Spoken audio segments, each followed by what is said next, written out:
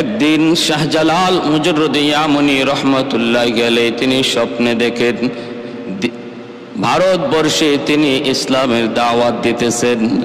মামার কাছে তিনি যখন স্বপ্ন ব্যক্ত করলেন, মামা বলতেছেন, বাবা তাহলে তুমি ভারতবর্ষেই যাও। স্বপ্নের তাবির আর ব্যাখ্যা মামা বললেন, ভারতবর্ষেই তোমাকে যেতে হবে, সেখানেই যে ইসলামের দাওয়াত দাও। এবং এক মুষ্টি মাটি হাতে দিয়া মামা বলে দিলেন, বাগনা এই মাটিটা যেই মাটির সঙ্গে মিলবে সেখানেই তুমি অবস্থান করবে।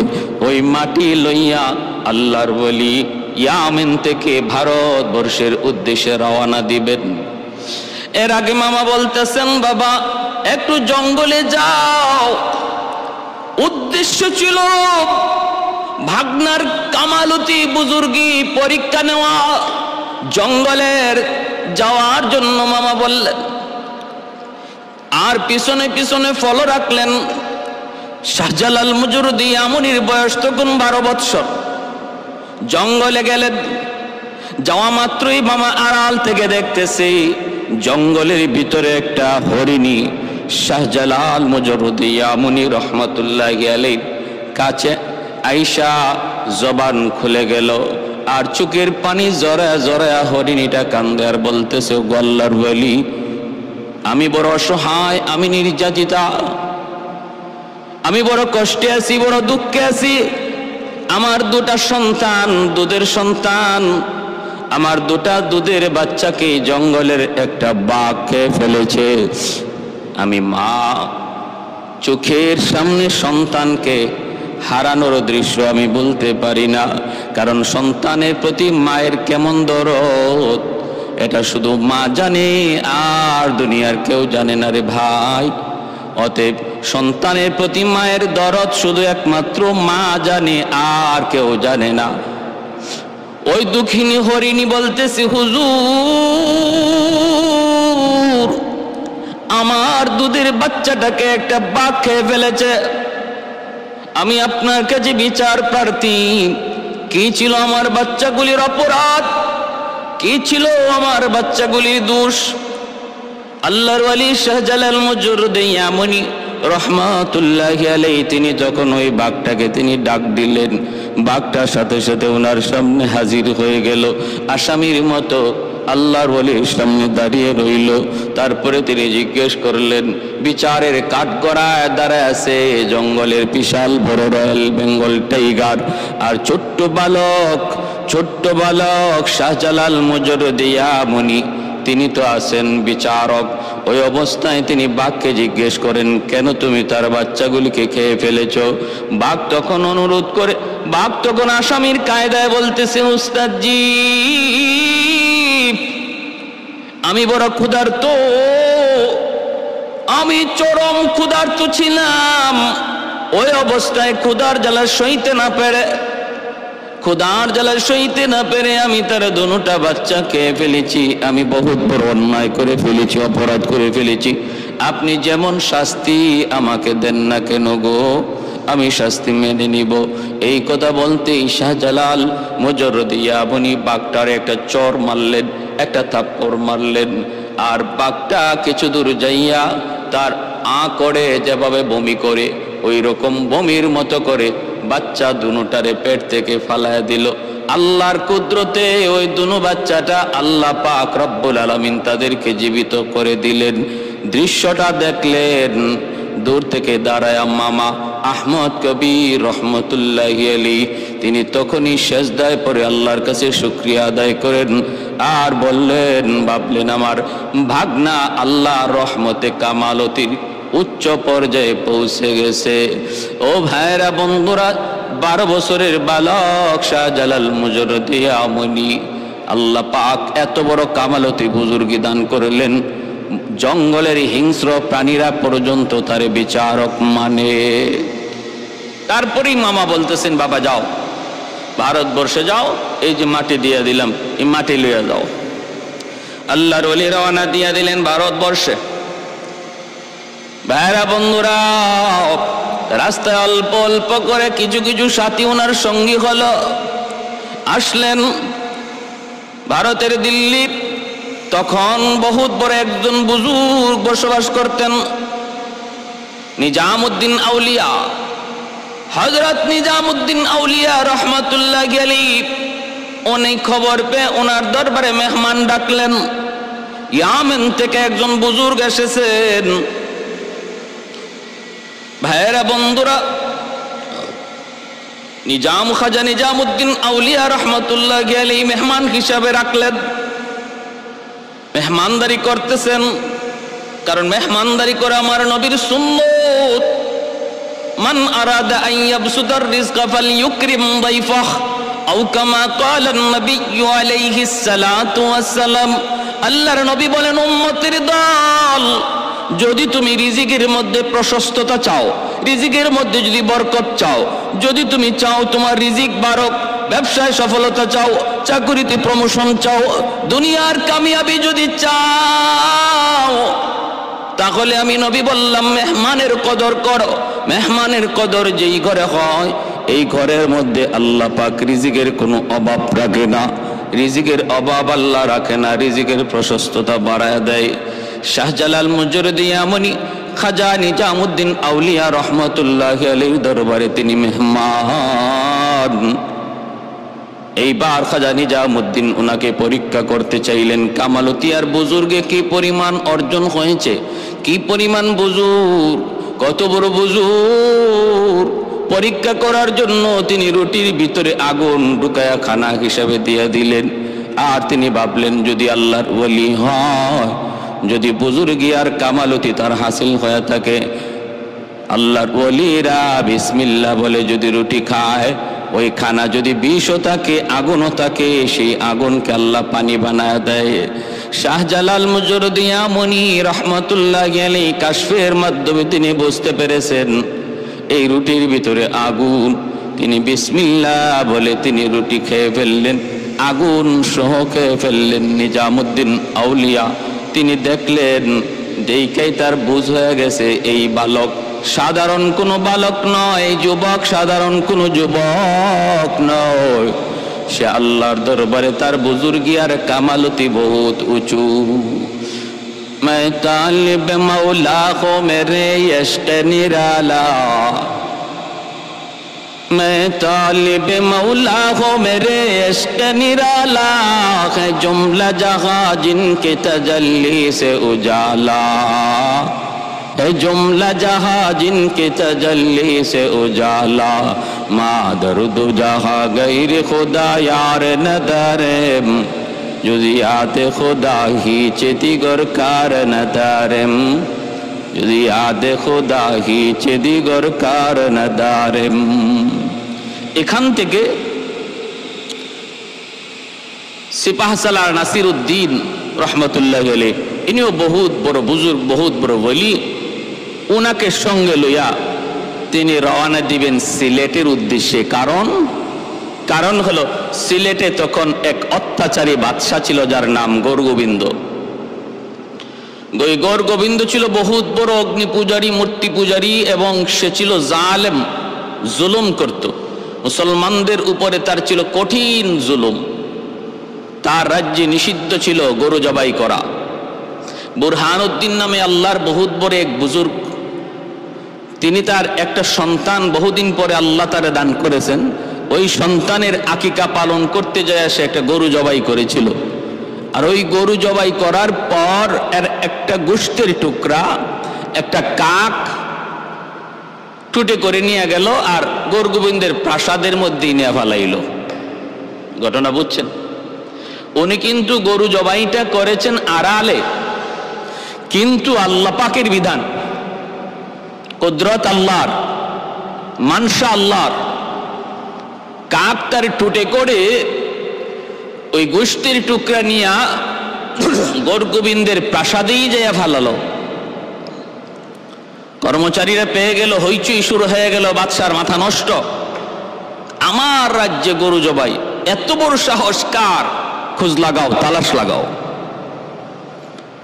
আমার ভাইরা বন্ধুরা তালাশ করে করে তারা পেয়ে গেল বুরহানুদ্দিন তার সন্তানের আকিকা করেছে।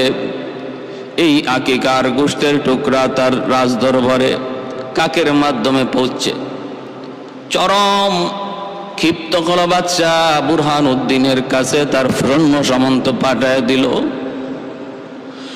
সংক্ষেপে বলি, ওই অবস্থায় বুরহান উদ্দিনের সন্তান দীর্ঘদিন পরে যাকে আল্লাহ পাক একটা নেক সন্তান, যাকে একটা সুন্দর ফুটফুটে সন্তান দান করেছেন, ওই সন্তানটারে বাবার চোখে হত্যা করে ফেললো, নিষ্পাপ অবুঝ শিশুটাকে হত্যা করে ফেললো।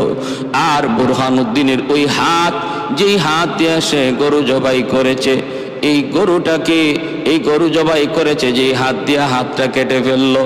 কারণ হিন্দুরা, মূর্তি পূজারীরা, গরু পূজারীরা, তারা তো গরুকে মা মনে করে, গরুকে দেবতা মনে করে, দেবতা। বাইরা বন্ধুরা, ওরা তো সব কিছুকে দেবতা মনে করে। কোটি কোটি দেবতা, কোনো অভাব নেই। যে জিনিসটারই তারই অবাক কিছু দেখে এটাকে দেবতা বলতে সময় লাগে না। বট গাছ যদি হয় 200 বছর, বট গাছকেও ওরা দেবতা মনে করে। বহু হিন্দু আছে এমন যারা বট গাছেরও পূজা করে, বট গাছেরও পূজা করে, গঙ্গা নদীর পূজা করে। এতদিন যাবৎ এই নদী চলে আসতেছে, অতএব এটাই খোদা, এটাই দেবতা, এরও পূজা করে। গরু গাভী দুধ দেয়, হায় হায়, উলান কাটলে পরে দুধ পাওয়া যায় না। তখন এই দুধটা আসলো কোথা থেকে? উলান কাটলে কোনো দুধ পাওয়া যায় না। একে একে আমাদের কি প্রতিদিন দুধ দেওয়া যায়, কিন্তু দুধের কাটলে পরে দুধ পাওয়া যায় না। গরু আমাদের দেবতা, গাভী আমাদের মা। এইভাবে অসংখ্য অগণিত দেবতা বানায় রাখছি। ভাইরা বন্ধুরা, তুলসী গাছও দেবতা, তুলসী গাছের পূজা হয়। কত কত দেবতার হিসাব নাই। বুরহান উদ্দিনের হাতটা কেটে দেওয়া হলো, নিষ্পাপ অবুঝ শিশুটাকে হত্যা করা হলো। আর বুরহান উদ্দিন তখন নিজের কাটা হাতটা লইয়া চোখের পানিটা মুইসা কোথায় বিচার দায়ের করবে গো? দিল্লিতে চলে আসলো। দিল্লির বাদশার কাছে অভিযোগ জানালো। বাদশাহ তখন সিদ্ধান্ত নিল ফৌজ পাঠাবে। এই খবর শাহজালাল মুজরদি ইয়ামনি রহমতুল্লাহি আলাইহির কানে পৌঁছলো। ইনি বুরহান উদ্দিনের কাছ থেকে ডিটেল শোনার পর সিদ্ধান্ত নিলেন, ইনি অত্যাচারী বাদশাহ গর্গোবিন্দের বিরুদ্ধে জিহাদ করবেন, তার অত্যাচার তিনি বন্ধ করবেন, জুলুমের তিনি প্রতিবাদ করবেন। কারণ একজন মুমিন কখনো জুলুম চোখ বুঝে সইতে পারে না রে। মুমিন জুলুম করেও না, জুলুম সইতেও পারে না, প্রতিবাদ করবেই। আল্লাহর নবী বলেন, মান রাআ মুনকারান ফালইয়ুগাইয়ির বিয়াদিহি فإن لم يستطع فبلسانه فإن لم يستطع فبقلبه وذلك أضعف الإيمان। নবী বলেন, যখন অন্যায় দেখো, জুলুম দেখো, তখন তুমি হাত দ্বারা সেটা প্রতিহত করো। যদি তুমি হাত দ্বারা না পারো, জবান দিয়ে প্রতিবাদ করো। জবান দিয়েও যদি তুমি না পারো, তাহলে অন্তর দিয়ে ঘৃণা করো। নবী বলেন, দালিকা আদআফুল ঈমান, এটা হলো ইমানের সর্বনিম্ন স্তর। আল্লাহর ওলি শাহজালাল মুজরদি ইয়ামনি নাসিরউদ্দিন সিপাহসালারকে সঙ্গে লয়া রাস্তায় ওনার সঙ্গী সাথী হইতে হইতে 360 জন আল্লাহওয়ালাকে একসাথে নিয়ে সিলেটের জমিনের উদ্দেশ্যে তিনি রওনা দিলেন। গর্গোবিন্দ খবর পেয়ে গেল সুরমা নদী এমন একটা নদী, যেই নদীটা পাড়ি দিয়া সিলেট শহরে ঢুকতে হয়। ওই নদীর যতগুলো নৌকা ছিল, খেয়া ছিল, সব গর্গোবিন্দ সরায় দিল। গর্গোবিন্দ সবগুলি সরায় দিল, যেন আল্লাহর ওলি তিনি নদী পার হতে না পারেন, প্রাসাদে যেন পৌঁছতে না পারেন। বলুন তো দেখি আপনারা, যদি আল্লাহ চায় তাহলে নৌকা লাগবে নাকি? আল্লাহর কুদরত যেখানে পৌঁছে যায়, মানুষের বিবেক তখন হারিয়ে যায়, চিন্তা ফিকির ধ্যান ধারণা বাস্তবতা তখন বিদায় নেয়। আল্লাহর কুদরত যখন হাজির হয়ে যায়, কাদিরে কুদরত দারি বরকামাল, কাদিরে কুদরত দারি বরকামাল, আনতা রব্বি আনতা হাসবি যুল জালাল, আনতা রব্বি আনতা হাসবি যুল জালাল। আল্লাহর ওলি সুরমা নদীর কিনারায় গেলেন, যাইয়েই তিনি আদেশ দিলেন। এইদিকে নিজামুদ্দিন আউলিয়া রহমতুল্লাহি আলাইহি তিনি যখন ওনার পরীক্ষায় শাহজালাল মুজরুদি আমনি বুজুর্গি আর কারামতির লাইনে পাশ করলেন, তখন তিনি খুশি হইয়া সিলেটের উদ্দেশ্যে পাঠালেন আর ওনাকে হাদিয়া স্বরূপ এক জোড়া ওই জালালি কবুতর হাদিয়া দিয়েছিলেন। সেখান থেকেই জালালি কবুতর শাহজালাল মুজরুদি আমনি রহমতুল্লাহি আলাইহির সাথে সিলেটে আসে। ছাই কালারের নাম তখন জালালি কবুতর ছিল না, ছাই কালারের এক জোড়া কবুতর হাদিয়া দিছেন। আর যেহেতু শাহজালাল রহমতুল্লাহি আলাইহির সাথে সিলেটে এই এক জোড়া কবুতর এসেছে, এজন্য এই কবুতরের নাম হয়ে গেছে জালালি কবুতর। নদীর কিনারায় পৌঁছে দেখেন ব্যবস্থা নাই, নদী পার হবেন কেমন করে, ব্যবস্থা নাই। আল্লাহর ওলি আল্লাহর কাছে সাহায্য চাইলেন, মালিক কিভাবে পার হব জানি না, ব্যবস্থা তোমার, আমার চেষ্টা আমার ইরাদা। আয় আল্লাহ, নদী পার হতে চাই, কেমন করে পার করবা জানি না মাওলা। আল্লাহ পাক রব্বুল আলামিনের কাছে যখন দোয়া করতে লাগলেন, আল্লাহর ওলিরা চাইতে দেরি, দোয়া কবুল হতে দেরি হয় না। তিনি তো একজন মুস্তাজাবুদ দাওয়া ছিলেন, যার হাত উঠাইতে দেরি হয় কবুল হতে দেরি হয় না। আল্লাহর ওলি শাহজালাল মুজরুদি আমনি হাত বাড়ালেন, আল্লাহ দোয়া কবুল করলেন। মালিক জানায় দিলেন, অন্তরে ইলহাম করলেন, বন্ধু আমার, তুমি এইবার তোমার যায় নামাজটা নদীতে বিছায় দাও। যারা আল্লাহর ওলি তারা সবাই আল্লাহর বন্ধু। ওলি শব্দের অর্থই হলো বন্ধু, ওলি শব্দের অর্থই হলো বন্ধু, এর বহু বচন হলো আউলিয়া। তাদের প্রসঙ্গেই আল্লাহ পাক কোরআনে বলেছেন, আলা ইন্না আউলিয়া আল্লাহ লা খাউফুন আলাইহিম ওয়ালা হুম ইয়াহজানুন।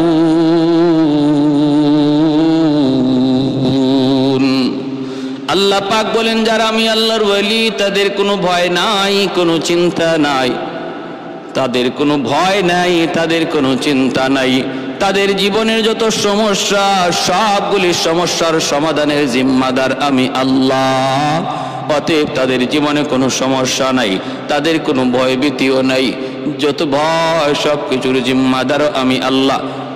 যদি তুমি ওলি হতে পারো, যদি তুমি ওলি হতে পারো, লা খাউফুন আলাইহিম ওয়ালা হুম ইয়াহজানুন। কারা আল্লাহর ওলি? পরের আয়াতে আল্লাহ বলেন, আল্লাযীনা আমানু, এক নাম্বার গুণ হলো তারা ঈমানওয়ালা, এক নাম্বার গুণ হলো তারা ঈমানওয়ালা। দুই নম্বর, ওয়া কানু ইয়াত্তাকুন,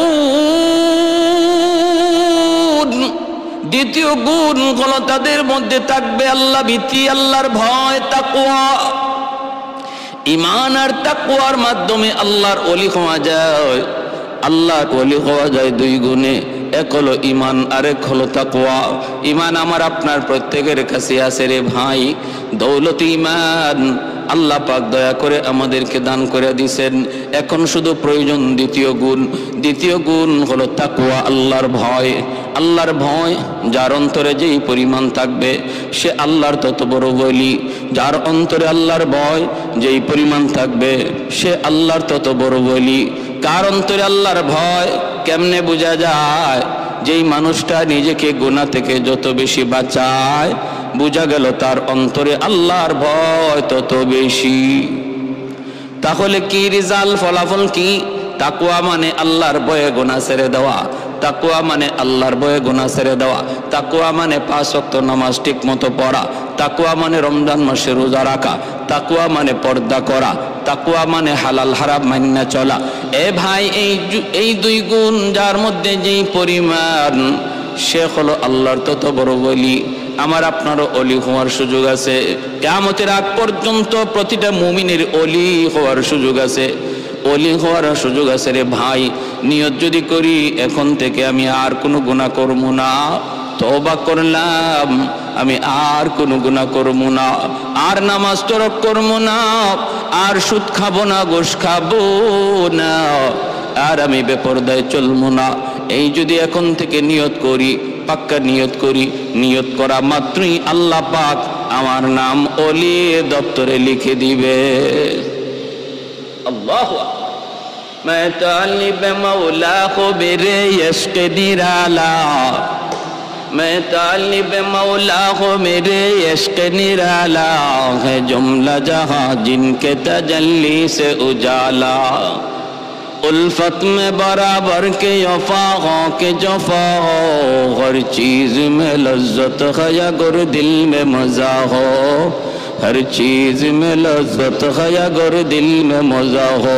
एक चश्मे ज़दन गाफिल अज़ा शाह नबाशी, शायद के निगाहे कुनदगाह नबाशी, शायद के निगाहे कुनदगाह नबाशी। আল্লাহ বলেন, বন্ধু যায় নামাজ বিছাইয়া দাও। যে আল্লাহ কাঠ নৌকার মধ্যে বসায় নদী পার করাইতে পারে, ওই আল্লাহ যায় নামাজে বসায়ও নদী পার করাইতে পারে। আল্লাহ বলে, বন্ধু যায় নামাজে বসে পড়। আল্লাহর ওয়ালি যায় নামাজে বসে পড়লেন। ওইদিকে গরগোবিন্দের বাহিনী নদীর পারে তীর নিয়ে দাঁড়ানো, লাইন ধরে তীর নিয়ে দাঁড়ানো। যদি নদী পার হওয়ার চেষ্টা করে ওরা তীর মারবে। দেখতেছে হায় হায় হায়, এ কেমন মানুষ, যায় নামাজে বসে নদী পার হইতেছে, অথচ পানিতে ডুবে না, অথচ পানিতে ভিজে না। ভাইরা বন্ধুরা, পানি কার কথায় চলে? আল্লাহর। বাতাস কার কথায় চলে? আল্লাহর। সূর্য কার কথায় উঠে? আল্লাহর। সূর্য কার কথায় ডুবে? আল্লাহর। কুল কায়নাত যার ইশারায় চলে, তিনি আর কেউ নন, তিনি আমার আপনার মালিক, তিনি আমার আপনার মালিক। যার নাম, যার উপাধি রব্বুল আলামিন। আল্লাহ পাকের নির্দেশ, এরে সুরমা নদীর পানি, সাবধান, আমার বলিকে তুই ডুবাবি না, সামান্যতম বেয়াদবি করবি না। আমি আল্লাহর হুকুমে যদি তুমি চলো, তাহলে আমার বন্ধুকে সসম্মানে নদী পার করায় দাও। ভাইরা, আল্লাহর হুকুমে পানি শক্ত হয়ে গেল। যেমন ভাবে মূসা কালিমুল্লাহ নীল দরিয়া যখন পার হন, আল্লাহ বলে, রে নীল দরিয়ার পানি বল কার হুকুমে চলো? কই আল্লাহ তোমার হুকুমে। তাহলে আমার বন্ধু মূসা, এখন তোমার বুকের উপর দিয়া পার হয়ে যাবে। যেইভাবে আসো আলোক হয়ে রাস্তা করে দাও, রাস্তা। দরিয়ার পানিগুলা ভিন্ন হয়ে রাস্তা করে দেয়।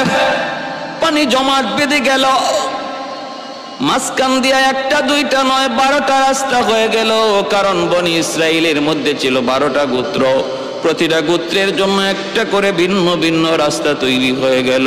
ফেরাউন যখন মাঝখানে গেল, রেডিমেড রাস্তা দেখে যখন ফেরাউন নিজেও পার হতে যায়, মাঝামাঝি যাওয়া মাত্র আল্লাহ কয়, পানি রে তুই আগের মতো হয়ে যা। হুকুম পাওয়া মাত্রই পানি আগের মতো হয়ে গেল। তাহলে আমরা বুঝলাম কি, পানি কার কথায় চলে? বলে আল্লাহর কথায় চলে। বাতাস কার কথায় চলে? আল্লাহর কথায় চলে। সব কিছু আল্লাহর হুকুমে চলে, আল্লাহর হুকুমে চলে। এ ভাই, সুরমা নদীর পানি বন্ধ হয়ে গেল, সুরমা নদীর পানি শক্ত হয়ে গেল, পানি আর পানি নাই। ওই অবস্থায় তিনি যায় নামাজে বৈশা তিনি নদী পার হয়ে গেলেন। হয়ে যাচ্ছেন ওই নদীর কিনারা থেকে, তখন সৈন্যরা, দুশ্মনেরা তীর মারতে লাগলো, বৃষ্টির মতো তীর। তিনি তো আল্লাহর কাছে সাহায্য চান। তীরগুলো আল্লাহ পাক রব্বুল আলামিনের হুকুমে যেই পথ দিয়ে আসার কথা, যেই দিকে তীর যাওয়ার কথা, উল্টা ব্যাক করতে লাগলো। তীর ছাড়লো আল্লাহর ওলির দিকে লক্ষ্য করে, কিন্তু আল্লাহর কুদরত বোঝা বড় দায়। তীর উল্টা ঘুরে গেল। গুইরে গুইরে যে তীর ছাড়লো, সেই তীর যায় তার শরীরে লাগলো, সেই খতম হয়ে গেল, সেই খতম হয়ে গেল। উপর থেকে বড় বড় পাথর ছাড়লো দুশ্মনরা, পাথর যেন পাথরের চাপায় পড়ে তিনি মারা যান। ওই পাথর গড়ে গড়ে যখন ওনার কাছে আসলো, তিনি আবার বলতেছেন, শাহজালাল মুজরদিয়া মুনি বলেন, শিলহাট। সিলেট শব্দটার মূল হলো শিলহাট। শিল শব্দের অর্থ হলো পাথর, হট শব্দের অর্থ সরে যা। যখন তিনি পাথরকে বলতেছেন শিলহাট, পাথর সরে যা। তখন এই পাথর যেই দিক দিয়ে আসছিল ওই দিকেই উল্টা প্রচন্ড বেগে যাইতে লাগলো। যে যেখান থেকে যেই পাথর ছাড়লো তার সৈন্যরাই ওই পাথরের আঘাতে খতম হয়ে গেল। সুবহানাল্লাহ, আল্লাহ পাকের কুদরত কত বড়, আল্লাহ পাক কত বড় মহান। আল্লাহ যা চায় জান তা হয়, মানুষ যা চায় তা হয় না। আল্লাহ যা দেখেন মানুষ তা দেখে না, আল্লাহ যা পারেন মানুষ তা পারে না। এর নাম হলো ঈমান। ওই পাথরের আঘাতেও সৈন্য মরল, তীরের আঘাতেও সৈন্য মরল। আল্লাহর ওলি শাহজালাল মুজররদ ইয়ামুনি রহমতুল্লাহি আলাইহি তিনি সুরমা নদী পার হয়ে গেলেন। এইভাবে আমার ভাইয়েরা, আল্লাহ পাক বলে কাযালিকা নুনজিল মুমিনিন, এইভাবে আমি আমার ওলি আল্লাহদেরকে, নবী পয়গম্বরদেরকে যেইভাবে বিপদ আপদে মুক্তি দেই, আমি আমার মুমিন বান্দাদেরকেও বিপদের সময় মুক্তি দেই, যদি সে খাঁটি মুমিন হয়। আমরা যদি খাঁটি মুমিন হতে পারি, আল্লাহর সাহায্য এখন যে বন্ধ তা না, আল্লাহর সাহায্য অনন্তকাল জারি থাকবে মুমিনের জন্য। শর্ত শুধু খাঁটি মুমিন হয়ে যাও, শর্ত শুধু খাঁটি মুমিন হয়ে যাও। হাতে থাকবে আমার দুনিয়ার কাজ, দিলে থাকবেন আল্লাহ, হাতে থাকবে দুনিয়ার ব্যস্ততা। দাও যায় না মাঝে বসে জুম্মুন মিসরি তিনি নদী পার হয়ে গেলেন। বিচ্ছুর পিছনে পিছনে দৌড়তেছেন। হঠাৎ করে তাকায় দেখেন হাওরের মধ্যখানে একটা গাছ, গাছের নিচে একটা যুবক আরামে ঘুমাইতেছে। ওই যুবকের মাথার পাশে একটা বিষাক্ত সাপ ফনা ধরে আছে। যে কোনো মুহূর্তে বিষাক্ত সাপের দংশন। আল্লাহর ওলি ভয় পেয়ে গেলেন, সাপে দংশন করবে। তিনি দেখতেছেন ওই বিষাক্ত সাপ, যেই সাপ যুবককে দংশন করবে, বিচ্ছুটা যাই আর দেরি করলো না। বিচ্ছুটা যাইয়েই লাফ দিয়ে সাপের মাথায় বসে গেল। বৈশাই সাপটা এমন ভাবে কামড় দিল, সাথে সাথে সাপটা জায়গার মধ্যে ছটফট করে করে মরে গেল। আল্লাহর ওলি তখন যুবককে ডাক দিয়ে উঠাইলেন, রে যুবক একটু বলো না, এ যুবক কি কাণ্ড ঘটেছে? মাথার পাশে একটু তাকে দেখো। যুবক দেখতেছে একটা বিশাল বড় সাপ, বিষাক্ত সাপ মরে আছে। ঘটনা কি? কই ঘটনা হলো এমন, আল্লাহ পাক তোমাকে তো তার কুদরতে বাঁচায় নিছেন। কিন্তু আমি জানতে চাই রে যুবক, কি তোমার নেকামল, কি নেকামল, কোন নেকামলের উসিলায় আল্লাহ পাক তোমাকে সাপের দংশন থেকে বাঁচানোর জন্য নদীর ওই পার থেকে বিচ্ছু পাঠালেন, আর ওই বিচ্ছুটা ঈশা তোমাকে বাঁচায় নিল। এ যুবক, কি ছিল তোমার নেকামল? যখন এইভাবে আল্লাহর ওলি জানতে চাইলেন, যুবক চোখের পানি জোরে কান্দে আর বলতেছে, ও আল্লাহর ওলি, আমার কোনো ব্যক্তিগত নিজস্ব অথবা অতিরিক্ত কোনো নেক আমল মনে পড়ে না। আমি যে একজন বুজুর্গ, আমি যে একজন আল্লাহওয়ালা তাও আমি জানি না। আল্লাহওয়ালার কোনো কারামত, কোনো বুজুর্গই ও আমার কাছে নেই। তবে আমি যতদূর জানি, আমি 5 ওয়াক্ত নামাজ ঠিক মতো পড়ি। যেখানেই থাকি সেখানেই নামাজ পড়ি। হাওরে থাকলেও আজান হলে নামাজ পড়ে নেই, হাওরে আমি আজান দিয়া নামাজ পড়ে নেই। জঙ্গলে থাকলে সেখানে ওয়াক্ত মতো আমি নামাজ আদায় করে নেই। সকল ব্যস্ততার ভিতরে আমি আল্লাহর হুকুমকে ভুলি না। সমস্ত ব্যস্ততার ভিতরে আমার দিলের ভিতরে আল্লাহর মহব্বত। এজন্য দুনিয়ার কোনো কর্ম, দুনিয়ার কোনো ব্যস্ততা আমাকে আল্লাহর হুকুম থেকে গাফেল করতে পারে না। এই হলো আমার দেখার মধ্যে একটা আমল।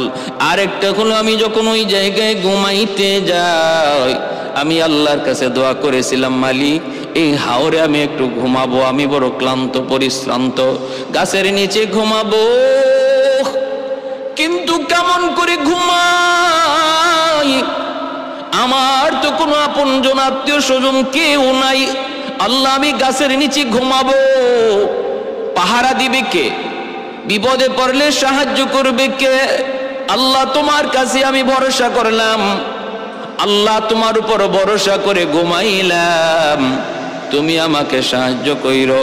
আল্লাহ পাক বলে, ওয়া মান ইয়াতাওয়াক্কাল আলাল্লাহ ফাহুয়া হাসবু, যে আমার উপরে যেই পরিমাণ ধারণা রাখে, আমার উপরে যেই পরিমাণ বিশ্বাস রাখে, আমার উপরে যে পরিমাণ ভরসা করে, আমি আল্লাহ তার সাথে ওই পরিমাণ লেনদেন করি, আমি তার জন্য যথেষ্ট হয়ে যাই। 100 ভরসা যদি কেউ আল্লাহর উপরে করে, আল্লাহ তার জন্য 100 সমাধান বের করে দেন। আল্লাহ পাক তার 100 জিম্মাদার হয়ে যান। কেউ যদি 50 ভাগ ভরসা করে, আল্লাহ 50 ভাগ তার জিম্মাদার হয়ে যান। এজন্য ভাইরা বন্ধুরা, ভরসা করব কার উপর? আল্লাহর উপর। তাওয়াক্কুল করব কার উপর? আল্লাহর উপর। কয় কত পার্সেন্ট? 50 কয় না, 60 কয় না, 70 কয় না, 80 কয় না, 90 কয় না, কত কয়? 100 100% তাওয়াক্কুল করব আল্লাহর উপর। আল্লাহর ওলি কি যুবক বলতেছে, ও আল্লাহর ওলি, আমি যখন ঘুমাই আল্লাহর কাছে বলতেছি, মালিক এই নির্জন মরুভূমিতে গাছের নিচে ঘুমাবো, কিন্তু বাঁচানেওয়ালা কেউ নাই, তুমি ছাড়া আল্লাহ, আমাকে তুমি বিপদ থেকে উদ্ধার কইরো, এই বইলে আমি ঘুমাইছি। এজন্য আল্লাহ পাক তার জিম্মাদার হয়ে গেছেন, জিম্মাদার হয়ে গেছেন। আল্লাহর ওলি জুন্নুন মিসরি রহমাতুল্লাহ আলাইহি যুবককে বুকে নিয়ে বুক মিলাইলেন আর বললেন, যুবক, ও যুবক, তুমি আল্লাহর কাছে বড় পেয়ারা, আল্লাহর কাছে তোমার দাম বড় বেশি। এই ভাই, এজন্য আল্লাহর ওলিদেরকে আল্লাহ পাক কুদরতি হাতে বিপদ থেকে বাঁচায়। সমস্যায় পড়লে আল্লাহ সমস্যা থেকে উদ্ধার করে। আল্লাহ নিজেই বলেছে, ওয়াকাযালিকা নুনজিল মুমিনিন,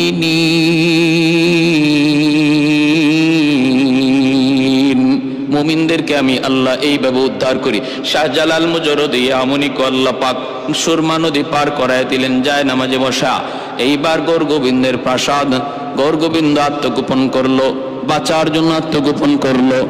ভাইরা বন্ধুরা, নাসিরউদ্দিন সিপাহসালার রহমতুল্লাহ আলাইহি তিনি আজান দিলেন। আজান দেওয়া মাত্রই দেখা যায় গৌর গোবিন্দের প্রাসাদগুলি আজানের আওয়াজে একে একে ধসে পড়লো। গৌর গোবিন্দ পলায়ন করলো, সৈন্য সামন্ত খতম হয়ে গেল। ভাইরা বন্ধুরা, জুলুমের অবসান হলো, জুলুমের অবসান হলো, জুলুমের অবসান হলো। আল্লাহর ওলি শাহজালাল মুজরদি আমনি রহমাতুল্লাহ আলাইহি 360 জন আউলিয়া লইয়া সিলেটের পবিত্র জমিনে যায় ঢুকলেন। আর ওই জায়গায় যায় তিনি তার মামার দেওয়া সেই মাটি মিলায়া দেখেন। মামা যেই মাটি দিয়া বলছিলেন, এই মাটি যেই মাটির সাথে মিলবে সেখানেই তুমি অবস্থান করবে, তিনি তাকে দেখেন সিলেটের মাটির সাথে ইয়ামেনের ওই মাটির মিল। ভাইরা, শুধু ইয়ামেনের মাটির মিল নয়, সিলেটের মাটির ব্যাপারে আরো সুসংবাদ দিয়েছেন শাইখুল ইসলাম কুতবুল আলম সৈয়দ হুসাইন আহমদ মাদানী রহমতুল্লাহ আলাইহি। তিনি সিলেটের জমিনকে বড় ভালোবাসতেন।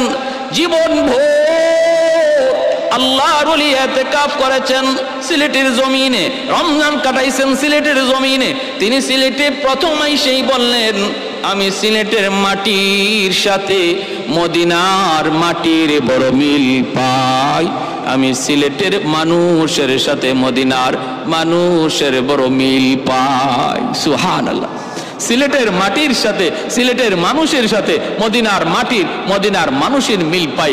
উক্তিকার কুতবুল আলম সৈয়দ হুসাইন আহমদ মাদানী রহমতুল্লাহ আলাইহি।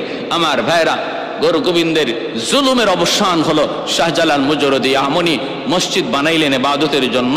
এইবার পানি লিয়া লাগছে বড় সমস্যা। সিলেটের তখন মানুষের পানির নেওয়ার উৎস একমাত্র ছিল সুরমা নদী।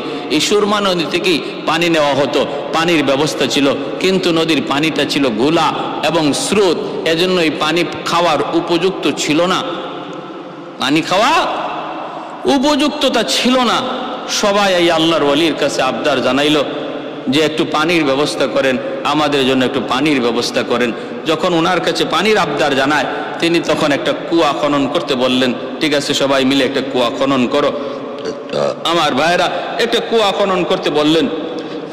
এই কুয়ার মধ্যে তিনি কুয়া খনন করার পর আল্লাহর কাছে দোয়া করলেন, আল্লাহ, ও মালিক, আমার যদ্দুর সাধ্য ছিল আমি কুয়া খনন করলাম, কিন্তু এই কুয়ার মধ্যে পানি আসবে কোথা থেকে সেটা আমি জানি না, তুমি জানো। আল্লাহ, তোমার কাছে আবদার, এই কুয়ার সাথে তুমি মক্কার জমজম কুয়ার সম্পর্ক তৈরি করে দাও।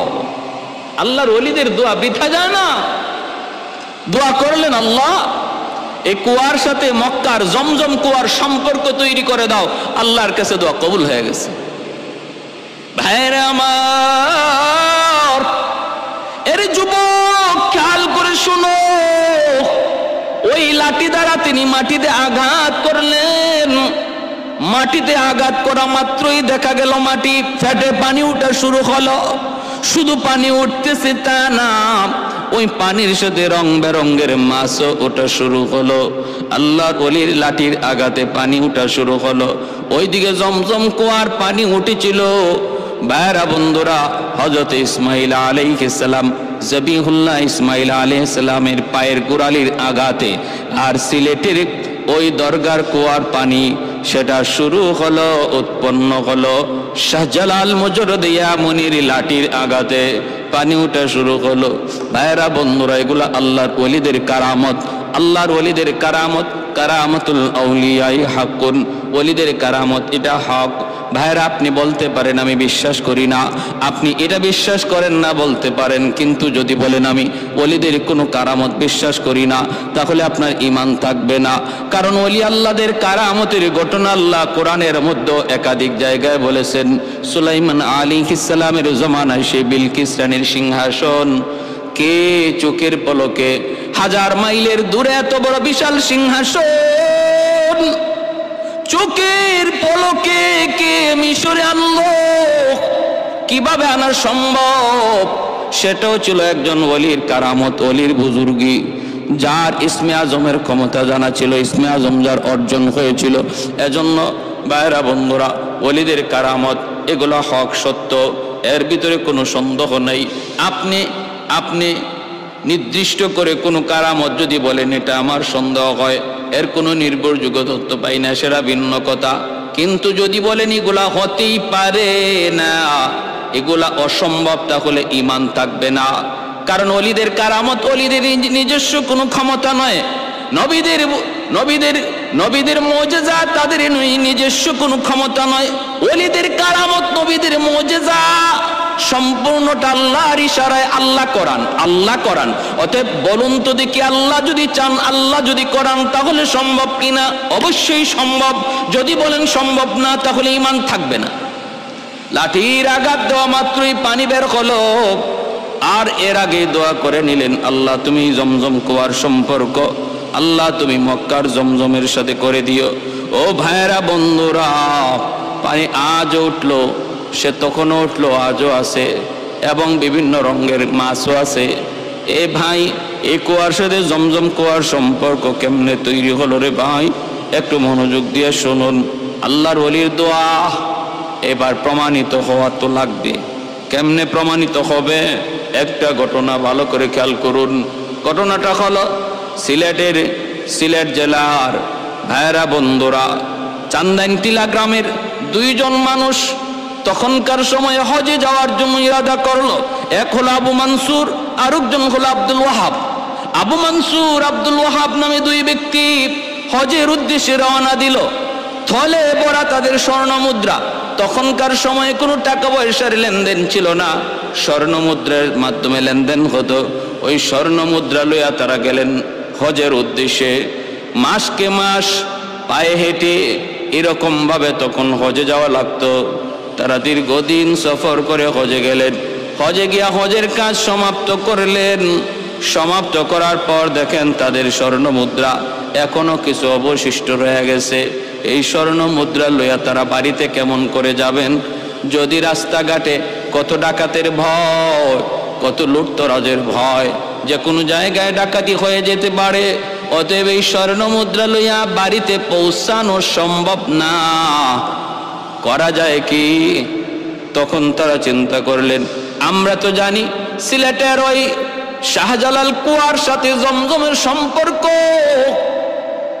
শাহজালাল মুজরদি আমনি রহমতুল্লাহি আলাইহির দোয়ার কারণে, যার সঙ্গে 360 জন আউলিয়া ছিলেন, যার কারণে সিলেটের জমিনকে 360 আউলিয়ার দেশ বলা হয়। পুণ্যভূমি, ওলি আল্লাহর জমিন। এখনো সিলেটের বিভিন্ন জায়গায় ওই আল্লাহর ওলিদের কবর, বিভিন্ন জায়গায় তারা শুয়ে আছেন। তারা দুজন চিন্তা করে, আমরা যদি জমজম কুয়ার মধ্যে আমাদের সেই স্বর্ণ মুদ্রার থলিটা যদি জমজম কুয়ায় ফেলে দেই, যদি যুগ সাজেশ থাকে, তাহলে তো এই স্বর্ণ মুদ্রা ফালাইমু এখানে, পাইমু যায়া সিলেটের দরগার কুয়ায়। সম্পর্ক যদি থাকে তাহলে হবে না কেন? আল্লাহ যদি চায় ওই কুয়ার সাথে যদি জমজম কুয়ার সম্পর্ক আল্লাহ করায় দিতে পারে, নিয়ত করে যদি আমরা স্বর্ণ মুদ্রার থলি এখানে ফালাই, আল্লাহ এই থলিও সিলেটের জমিনে আল্লাহ পৌঁছাইতে পারে।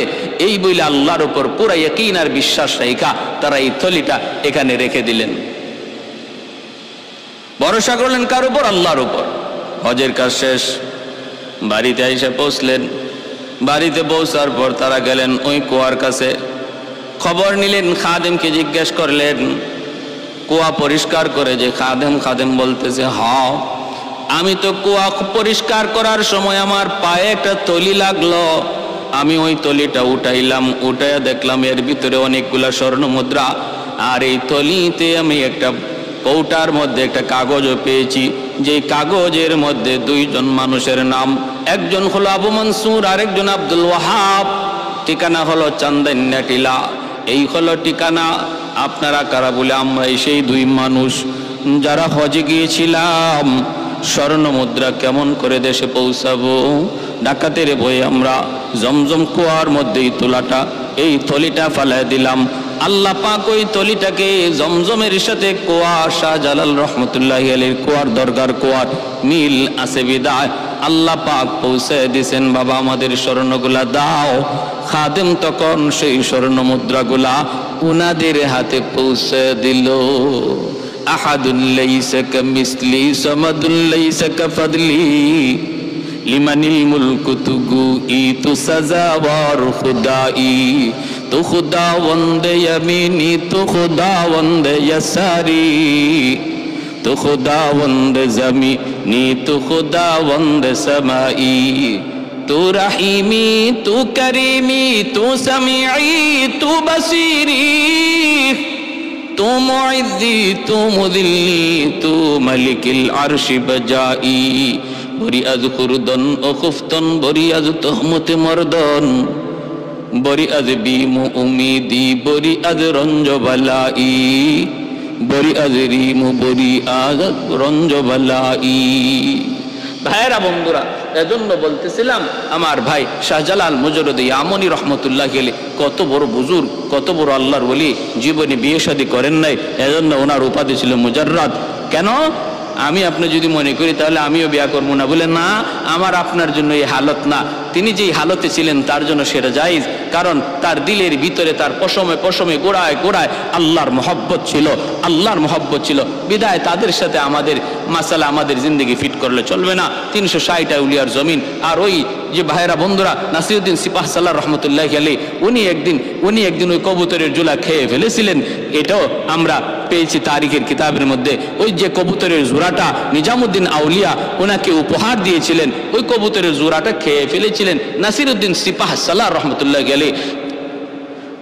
শাহপরান রহমতুল্লাহি আলাইহি, শাহপরান শাহজালাল মুজররদি রহমতুল্লাহি আলাইহির ভাগনা শাহপরান রহমতুল্লাহি আলাইহি কবুতরের জোড়াটা খেয়ে ফেলেছিলেন। তখন তিনি বলছিলেন, ভাগনা এটা করলা কি? এটা তো একটা উপহার। তিনি সাথে সাথে ওই কবুতরের বাঘগুলা ছিল সবগুলা বাঘ একত্রিত করে আল্লাহর নামে দোয়া করলেন, ফু দিলেন, পাক থেকে অসংখ্য অগণিত কবুতর তৈরি হয়ে গেল। আজও সিলেটের জমিনে আপনি যদি দরগায় যান, এত অসংখ্য অগণিত কবুতর দেখবেন, সেটা ওই এক জোড়া কবুতরের বংশধর। ভাইরা বন্ধুরা, আমি বলতেছি কোথায় যে আল্লাহর ওলিদের কারামত এগুলা আল্লাহর পক্ষ থেকে হয়, তাদের নিজস্ব ব্যক্তিগত কোনো ক্ষমতার বলে নয়। আল্লাহর পক্ষ থেকে যেই সমস্ত বিষয় হয়, এর মধ্যে আমার আপনার চিন্তা, ফিকির, চেতনা, আমার যুক্তি, আমার বিবেক সব ফেল হয়ে যাবে। নবীদের মুজিজার সামনে যেমন আমাদের যুক্তি সমস্ত অকেজু, ওলিদের কারামতের সামনেও আমার আপনার যুক্তি সম্পূর্ণটাই অকেজু। অতএব আমরা জানতে